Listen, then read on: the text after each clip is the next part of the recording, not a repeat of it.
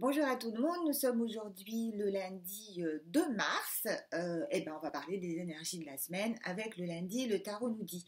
Alors nous rentrons aujourd'hui dans la phase du dernier quartier de lune. Alors c'est une phase qui se situe 7 jours avant la pleine lune, donc avant la pleine lune du 9 mars qui sera une super lune, une super pleine lune, mais on en parlera plus tard.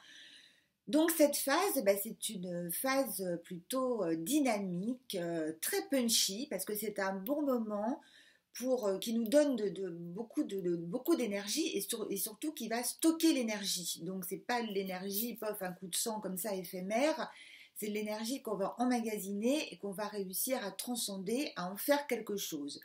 Et c'est aussi une bonne période pour affirmer ses convictions. Voilà, donc il y a un côté très positif dans cette phase, dans cette semaine. Mettez les choses en route, ou si c'est déjà mis en route, il se peut que pour beaucoup d'entre vous, il y ait des résultats cette semaine.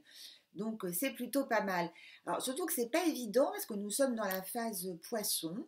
Et la phase poisson, on est toujours un peu dans une sorte de flottement. Comme ça, le poisson est un signe mutable, c'est-à-dire qu'il clôture une saison. Donc le poisson, il clôture l'hiver avant le renouveau du printemps.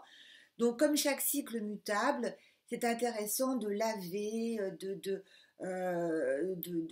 faire des bilans, de liquider, sans faire de mauvais jeu de mots avec le poisson, mais de boucler l'année. Parce que là, on boucle la saison, mais on boucle l'année astrologique aussi. Donc, c'est le plus mutable des mutables, si je puis dire. Donc, on se débrouille comme on peut avec cette phase du poisson, mais ce dernier quartier de lune qui va nous donner de l'énergie. Donc, c'est peut-être de l'énergie justement pour faire tout ce ménage une bonne fois pour toutes, pour arrêter les fonctionnements obsolètes, pour se débarrasser de ce qui ne nous appartient plus, de tout ce qui est superflu et inutile. Je pense que c'est le moment parfait, là, jusqu'au 21 mars, jusqu'à l'entrée du soleil en bélier. Donc, qu'est-ce que j'avais noté aussi pour cette période du poisson? Oui, donc il ne faut pas oublier que c'est un signe d'eau qui est gouverné par Neptune, qui est le dieu de la mer. Donc, on est vraiment dans ce bain, en même temps de bonnes énergies, mais des énergies aussi de liquidation. Voilà.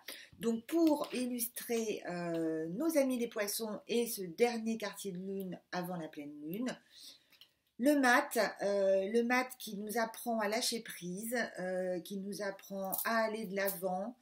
Euh, Son petit baluchon, il n'est pas très rempli, il n'a pas besoin de grand-chose. Donc c'est vraiment cette idée de se débarrasser de tout ce qui est superflu. Et tempérance, notre belle tempérance qui est douceur et harmonie bien évidemment, mais aussi qui nous encourage à l'organisation, à la fermeté dans notre quotidien, dans notre vie quotidienne, vraiment à faire les choses les unes après les autres, prendre du plaisir dans notre quotidien, à des petites choses. Il y a cette idée de fluidité, d'eau qui circule aussi avec ces deux vases où l'eau se transvase du rouge au bleu et du bleu au rouge, le bleu symbolisant la pensée et le rouge symbolisant la matière. Donc il y a cette fluidité. Donc avec le mat et tempérance, vraiment dans cette période, dans l'énergie du poisson, comment vous dire, je vois beaucoup de gens en ce moment qui ont vraiment un coup de mou, là, qui sont un peu découragés, un peu fatigués, c'est même plus de l'impatience, encore autre chose. Vraiment, cette semaine, on ne lâche rien, on ne lâche pas ses efforts et on continue vraiment notre travail en essayant d'y prendre du plaisir, notre travail de nettoyage, c'est liquidation totale. Voilà, je vous embrasse et je vous souhaite une belle semaine. Voilà, ciao, au revoir.